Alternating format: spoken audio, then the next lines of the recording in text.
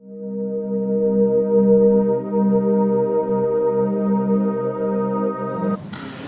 a very warm welcome to Stephan Schwartz, another person I love listening to, and I've just finished reading his book, which I thoroughly recommend. Get Yours a Change, with some really good, useful insights, and I'm taking a lot from that book, Stephan. So, looking forward to talk.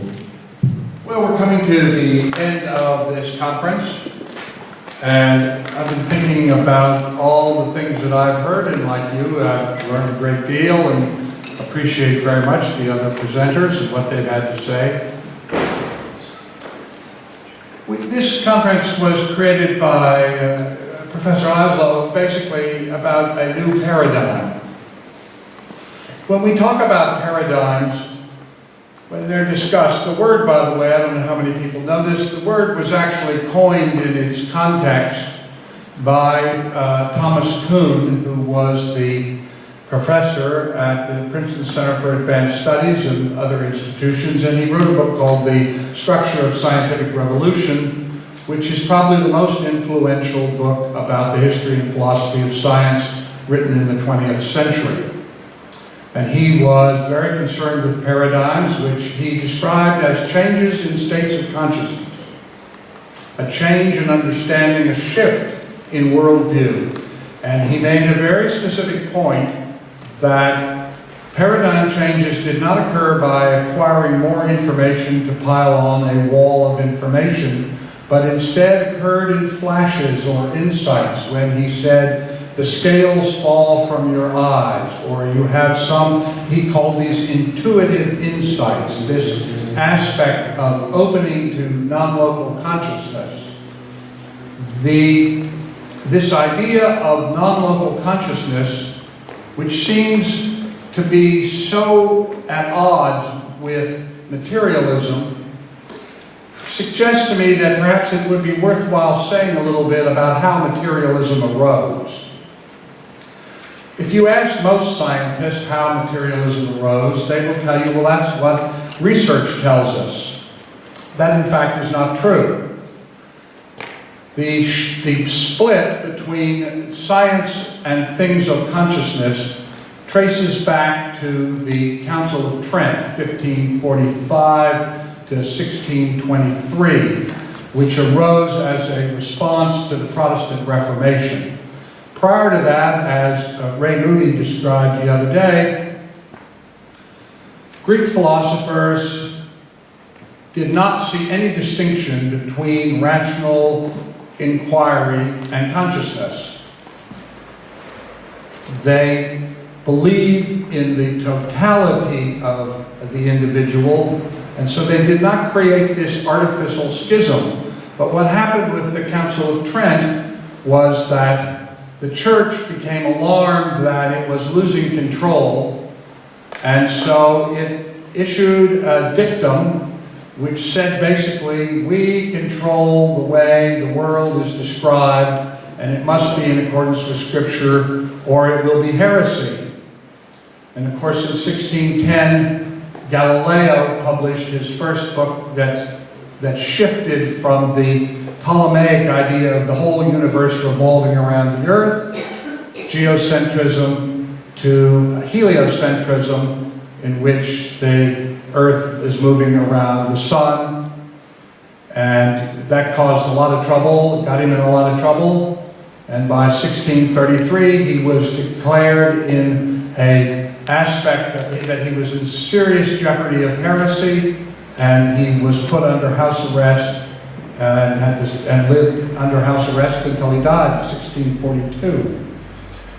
In 1619, Descartes had a man we think of as the soul of rational, materialist rationality. He was then a young French military officer serving in the army of the Dutch Republic. And in November the 10th, 1619, without much to do, they were in winter bivouac. He had been reading mathematics, which was his real passion, in philosophy, and he climbed up into the little shelf that are in these Russian stoves, big brick stoves, because it was very cold, and as he lay down and fell asleep, he had what he describes as a series of 3 dreams. And out of those dreams, the whole idea of analytical geometry arose, and this idea of this dualist dichotomy. This happens because the church basically said, if we will take things of the spirit, we will take things of consciousness, you guys can have things of materiality, and if you don't do that, well, we'll burn you alive. It's pretty much like the Emperor Constantine, the first Christian emperor, who would go up to a town and ask the leaders of the town to come out, and he would say, you have 2 options. You can convert to Christianity, and they would say, what's the other option? We'll kill you. Scientists don't talk about feelings, and they don't talk about cultural and anthropological issues, but this dichotomy between science and consciousness is not a matter of data, it is a matter of culture. And what's happening is there is a shift in that worldview, that's why all of you are here, and we are beginning to return back to our Greek roots of inquiry, skeptical inquiry. Skeptical inquiry means that you ask questions, but you don't go in with foregone conclusions.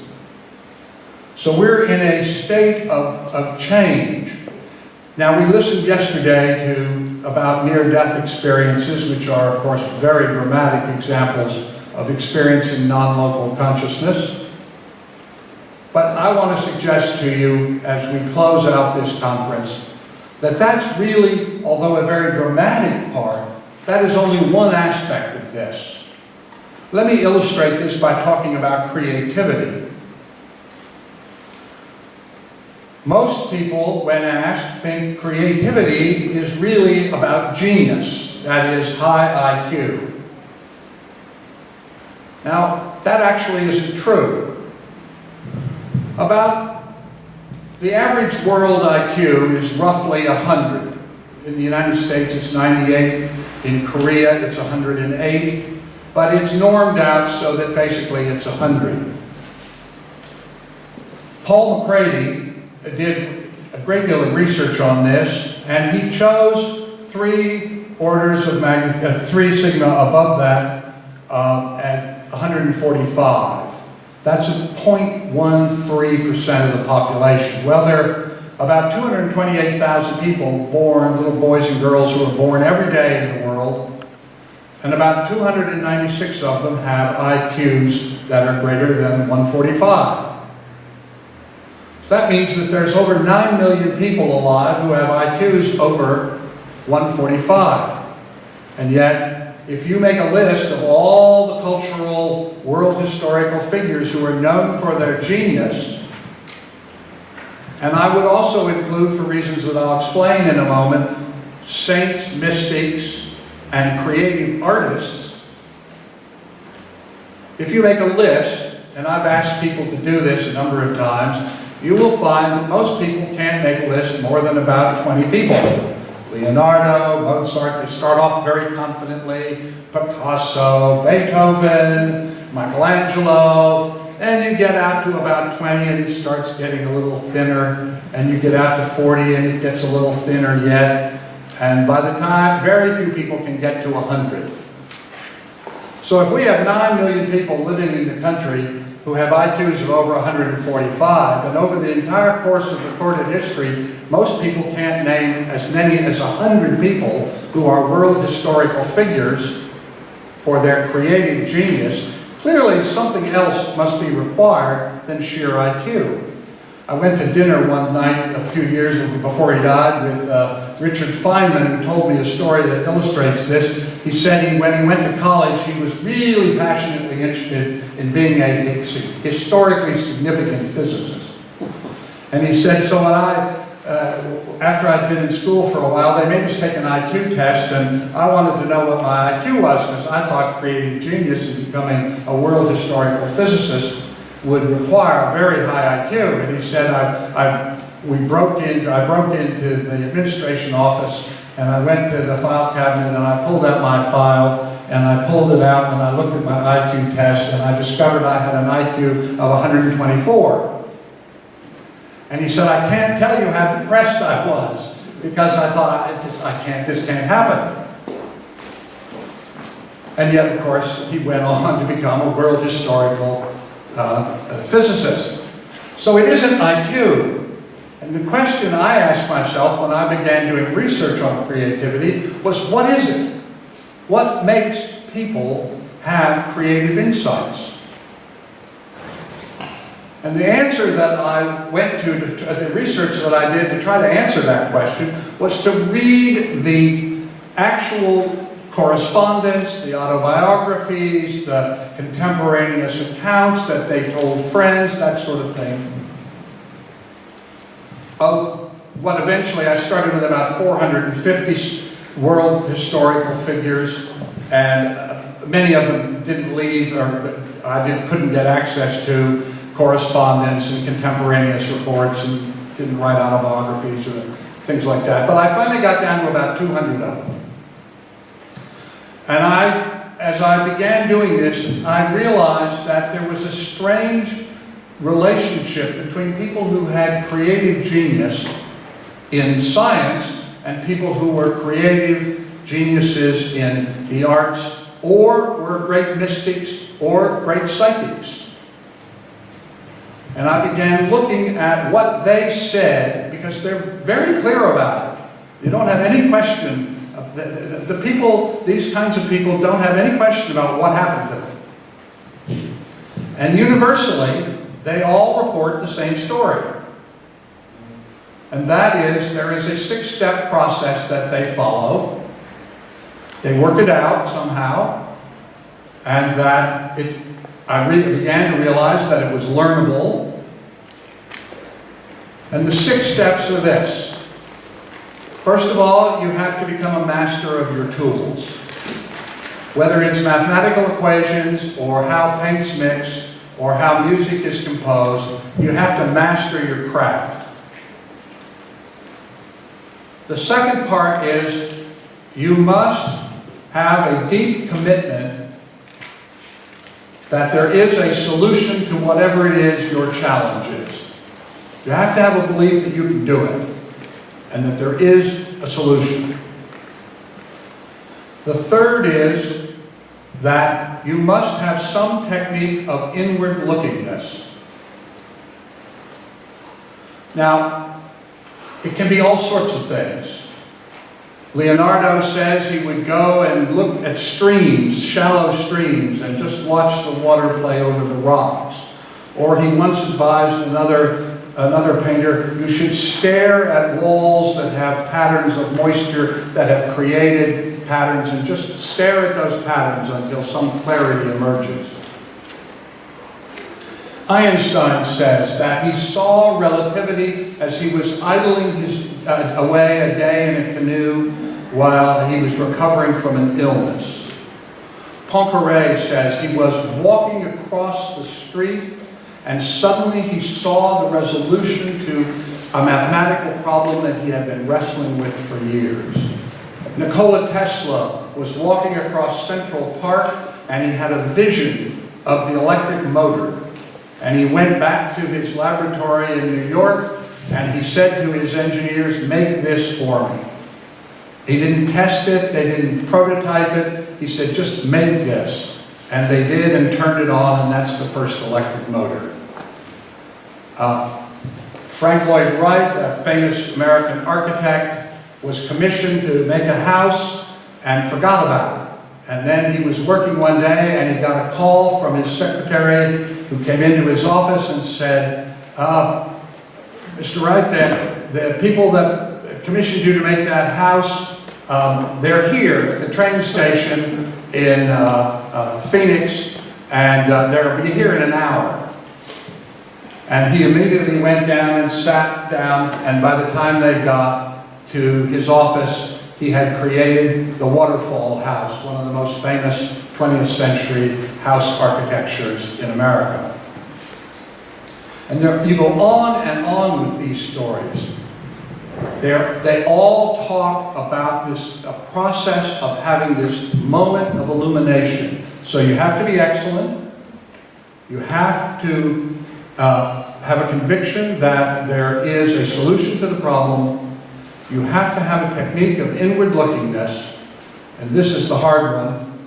You must be willing to surrender all preconceptions.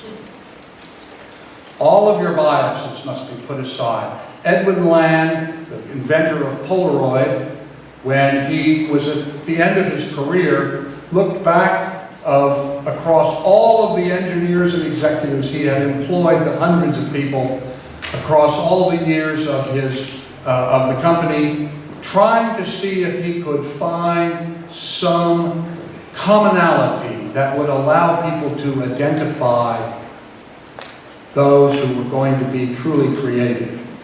And the commonality that he found, as he said, he called a company-wide meeting, brought everybody into the auditorium, and he said that, explained this to them, and he said, the commonality is you must be able to look at old data with new eyes.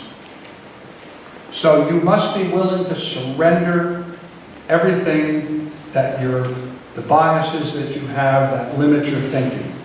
The aha moment comes, as I described,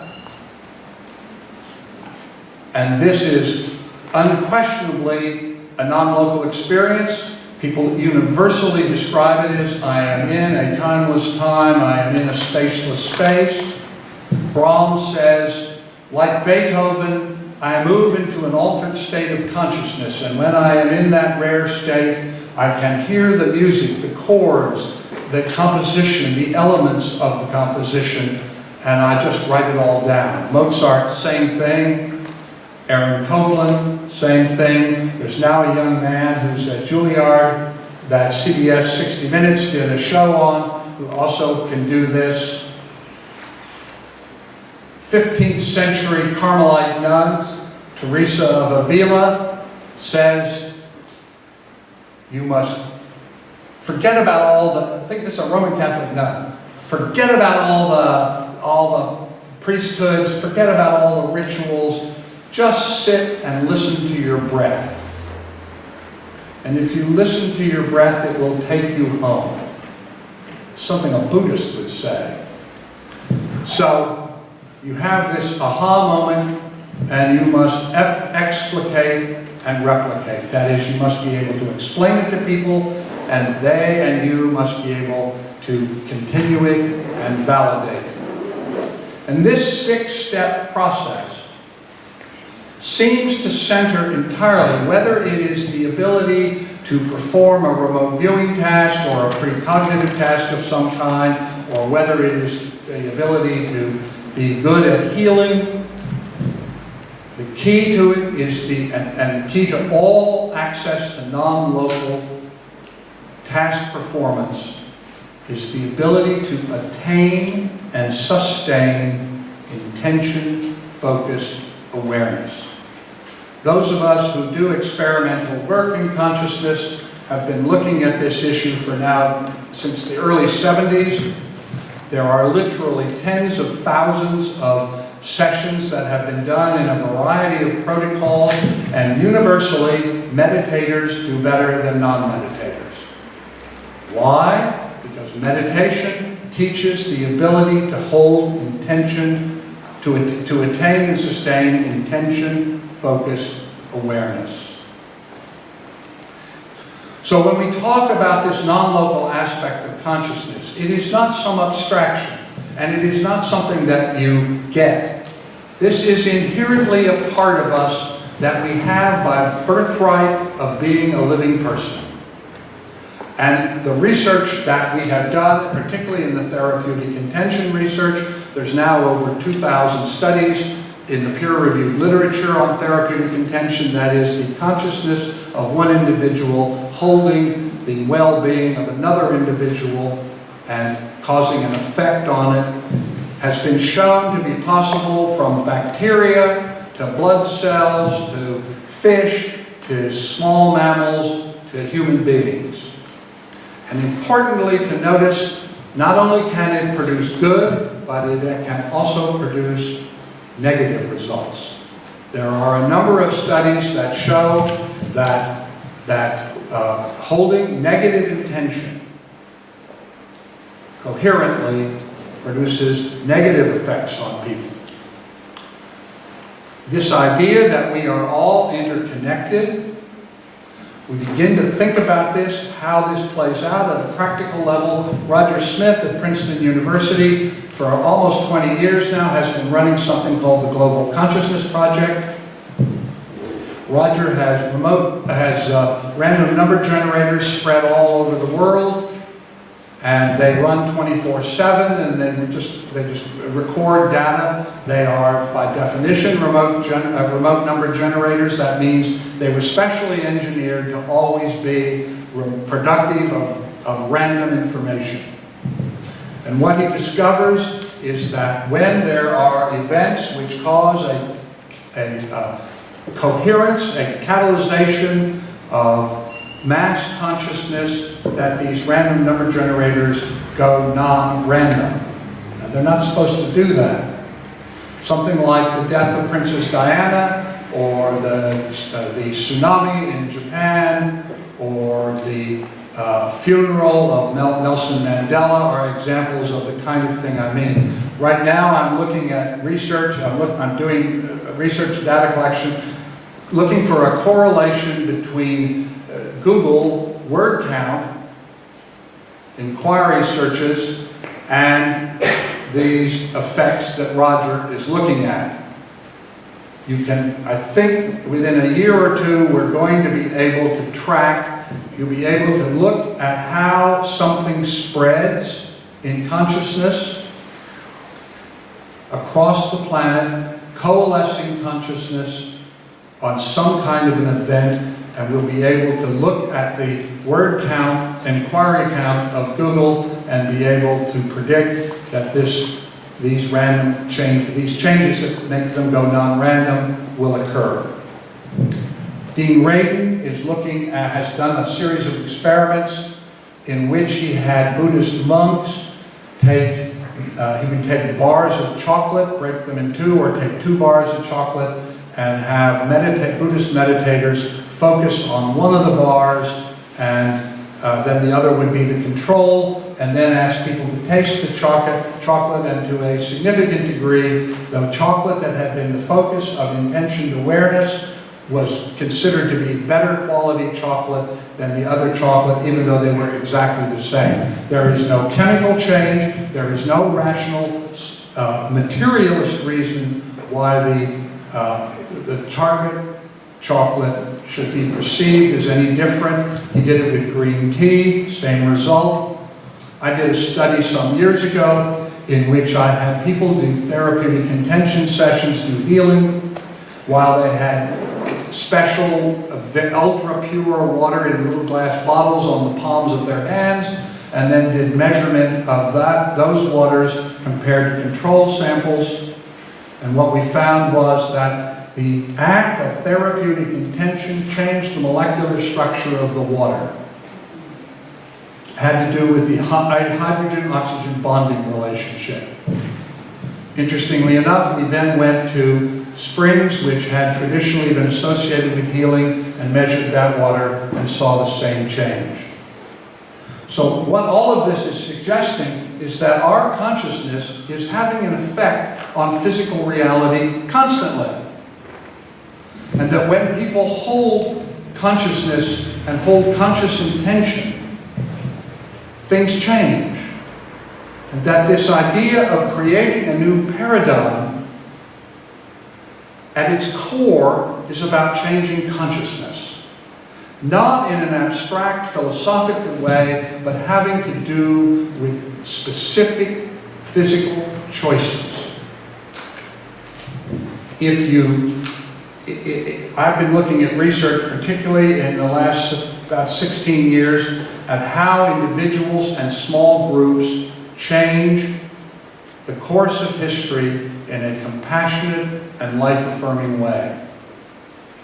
And what I discovered, and I've looked at 200 of these changes, social transformational changes, such as the one we have been discussing here all weekend, what I discovered was that the key to it was the individual choices people made, and that when they made them collectively, they changed consciousness throughout the world. At the Van Rensselaer Polytech Institute, they did a study to see how many people does it take to change a cohort's consciousness. And what they discovered was whether the cohort was big or small, that is, whether it was a group, a community, or a country. When 10% of the people had shifted in consciousness to accept it, that the whole cohort changed. Now, one of the most interesting things that I find about the near-death research was a point that Pim made, and that is that there are about 10 million people in the United States, about 4.2% of the population, and there's many tens of millions across the world, and that we are slowly building up to a number that will approximate 10%. And that even though we are still struggling with people fully comprehending what near-death experiences are, I think when we get to approximately 10% of the population, we're going to see a massive shift. The key to this is individual choice, what I call the quotidian choice.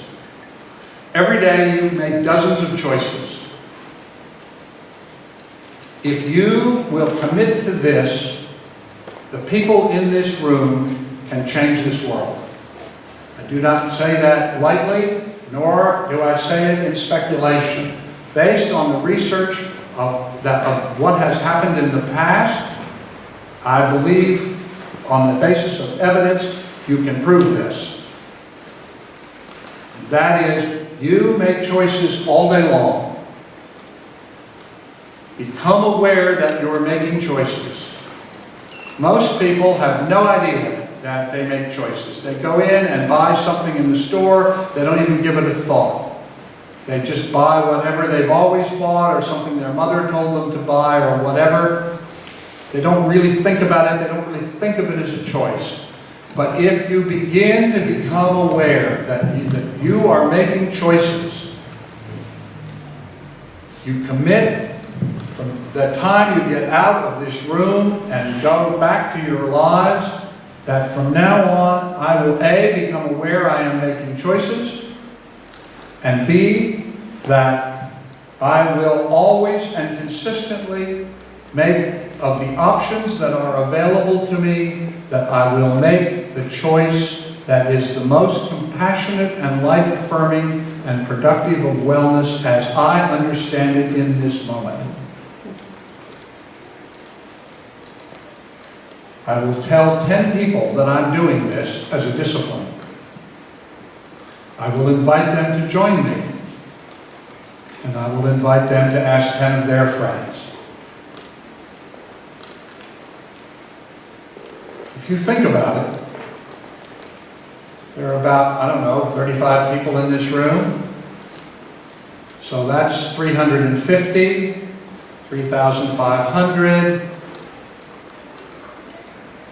350,000, 3,500,000, and on, and you can see very quickly how these changes occur. If you look at what is going on in the world today, we have a choice between fear or a response to support wellness. No one else is going to make this choice for us. We will make it either by abdication, by choosing fear and violence, or we will choose that which is compassionate and life-affirming, and we will create this new reality paradigm that the Laszlo Institute is supporting. And the choice is ours. Gandhi, before he was assassinated, gave his last interview, and he was asked by a young reporter who had come up to see him, "Oh, Gandhiji," the reporter said, "I have only one question. How did you force the British to leave India? You have no army, you have no money, you have no official position. How did you force one of the most powerful nations on earth to give up its most cherished colonial possession, one that it had occupied for over 300 years? How did you force them to leave?" And Gandhi's response was, "It's not what we did that mattered, although that mattered. It's not what we said that mattered, although that mattered. It was the nature of our character that made the British choose to leave India." Look at the difference between force and choose. I've looked at over 200 social transformational movements that have occurred between 1906 and 2014, and what you discover, and research that I have done has also been confirmed now by other researchers. And what it shows is that change which is involved with violence only succeeds in its purpose about 25% of the time.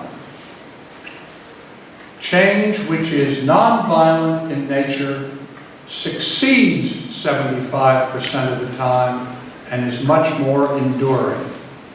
Why? Because it is inclusionist, it is accepting, it is comprehensive, and it is not, as violent change is, isolating and short-term directed. We have this choice. When we are faced with this choice at a moment when humanity, and indeed the planet itself, has never been in greater peril. I don't think really it has dawned on people how really dramatic and catastrophic the changes are that face us. In the United States, 400 cities by the end of this century will be submerged in whole or part. Whole parts of states will disappear. And the same thing will be going on around the world. Countries like Bangladesh will largely disappear. There will be massive migrations.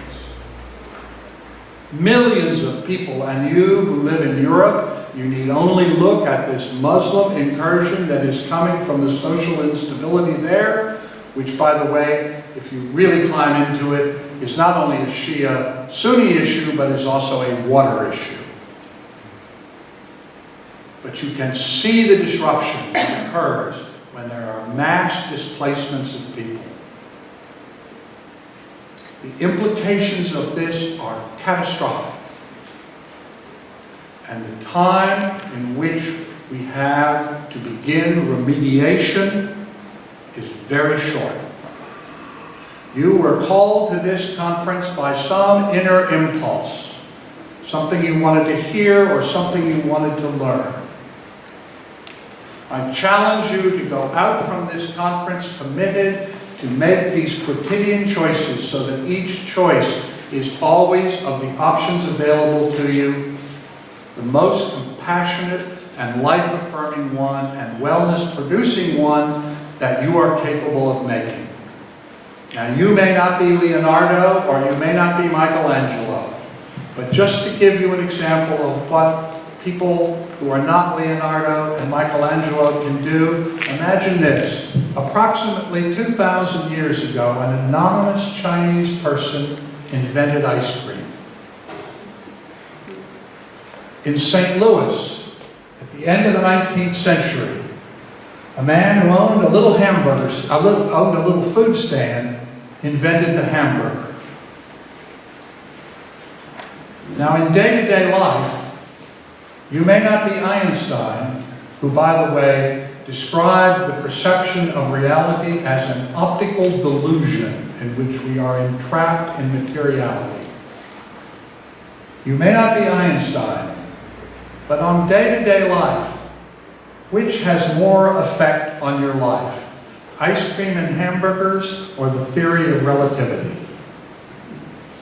We each, in our own way, we may not be famous, we may not be rich, we may not be powerful, but there is no force on earth more powerful than the collective, focused intention of masses of people committed to well-being. The choice is ours, and if not us, then who? And if not now, then when? Thank you.